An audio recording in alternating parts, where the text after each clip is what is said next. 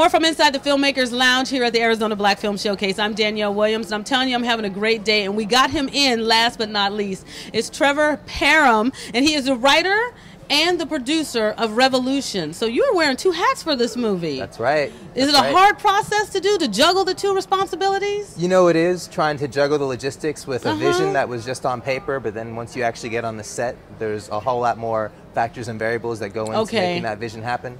You know, from pulling together your crew to actually making sure that the cast and extras that you have are taken care of. You know, so there's a whole lot to do to make sure that that writing on paper actually, you know, gets communicated effectively. Well, I'm sure it's been communicated well, because look at you. You're here in Phoenix, your first time at the Arizona Black Film Showcase. So that's an accomplishment in itself. So good job, well done there. Thank you. Let's talk about this movie on Revolution, because I'm sure some people have, you know, their preconceived ideas about the film. The fact that it's a short film where you're talking about using hip-hop as a teaching tool in the classroom, and there's so many people that are against hip-hop because of the language, the message that it, you know, puts out there. So what was it like tackling that subject for your movie? Got it. So, you know, we've actually been tackling this for a while now, just in the music itself. And the Napalm Clique actually put out a mixtape about a year or so before we did the video, and the goal of the mixtape was actually to sort of unite generations so there wouldn't be a gap.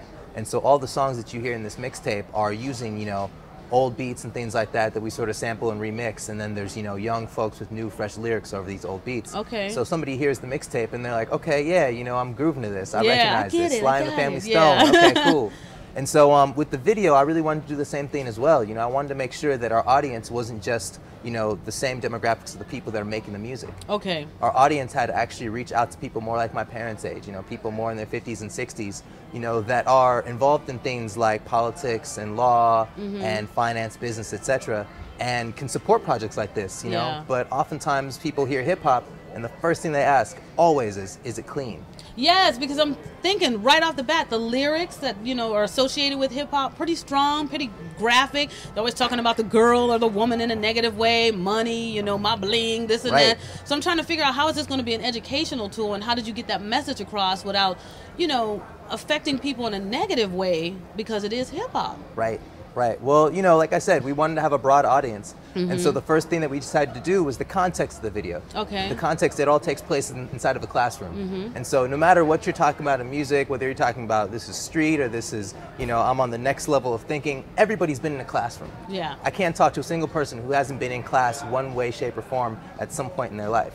So as soon as they see that, they immediately relate to the imagery that they're looking at, right? And so from there, what we wanted to do was just make sure that the lyrics sort of matched up with the imagery, right? So we have these MCs, they're almost like teachers, right? And they're sort of teaching folks, this is how you should be doing things, this is how your rhyme should be kicked, this is what you should be thinking about when you're thinking about history. You know, look back to what was going on before, you know, and realize that, you know, things change over time, but at the same time, things also are cyclical, and things repeat themselves. And so we wanted to use the found footage as a way of saying, look, you know, we are cognizant of those things that have happened before us. You know, we are cognizant of people like, you know, Huey Newton and the Black Panthers. We are cognizant of, you know, Harriet Tubman, Nat Turner, James Brown, Che Guevara. Well, I want to just say thank you so much for doing this, because I think it's going to open a lot of people's eyes, give them some insight, and have a different, you know, preconceived notion without thinking of just the negative that it comes from hip-hop, but the positive too that can come from it. So congratulations on writing such a strong story and a strong piece that everyone can relate to, because you said it starts in the classroom and it gives you that visual, and bringing it to the screen and coming to Phoenix to share your vision. We really do appreciate you being here. Thank you. You know, and I really just wanted to make sure that the music stays alive. One thing that we're dealing with right now is that our music, you know, black music is being taken from us. You know, the messages that we want to put into music aren't selling, so people don't produce those messages anymore. This is true. And that was really the goal of this video. You know, it's revolution, and our music, which has always been used for our own uplift and our own change, is now being taken from us. And so we really wanted to got to get it back. We got to get it back. And we have it, though. We just got to continue to use it for that. You know, we got to stop thinking about dollars and cents and start thinking about things that make sense. Yes, the message.